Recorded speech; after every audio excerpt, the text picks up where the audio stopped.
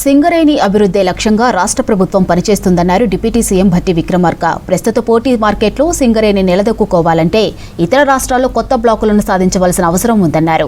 అత్యంత నాణ్యమైన బొగ్గును మార్కెట్లో విక్రయించే దిశగా ప్రయత్నాలు చేయాలని సింగరేణి యాజమాన్యానికి సూచించారు.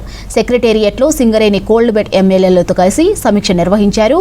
దీనికి మంత్రులు శ్రీధర్ బాబు, సీతక్కతో పాటు ఉన్నతాధికారులు హాజరయ్యారు. సింగరేణి అభివృద్ధికి రాష్ట్ర ప్రభుత్వం సంపూర్ణ సహకారం అందిస్తుందన్నారు భట్టి.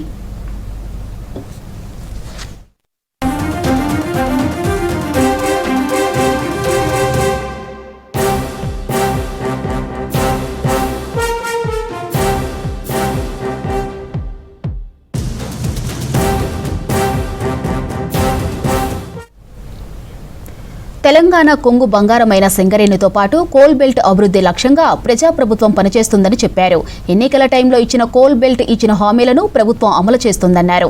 ఇతర రాష్ట్రాల్లో తక్కువ ధరకే నాణ్యమైన బొగ్గు ఉత్పత్తి జరిగేలా కొత్త బ్లాకులను సింగరేణి సాధించాలన్నారు. 10 ఏళ్ల పాటు అధికారంలో ఉన్న గత ప్రభుత్వం సింగరేణికి కొత్త బ్లాకులు సాధించడంలో విఫలమైందని తెలిపారు. తమ ప్రభుత్వం ఒడిశా వరకు సింగరేణి విస్తరించేలా చేసిందన్నారు. కొత్త బ్లాకులు సాధించడం, నాణ్యమైన బొగ్గును అమ్మటం ద్వారా సంస్థను కాపాడుకోగలమన్నారు. సింగరేణి అభివృద్ధికి స్థానిక ఎమ్మెల్యేలు, మంత్రులు చేస్తున్న సూచనలను సంస్థ పరిగణనలోకి తీసుకోవాలన్నారు భట్టి.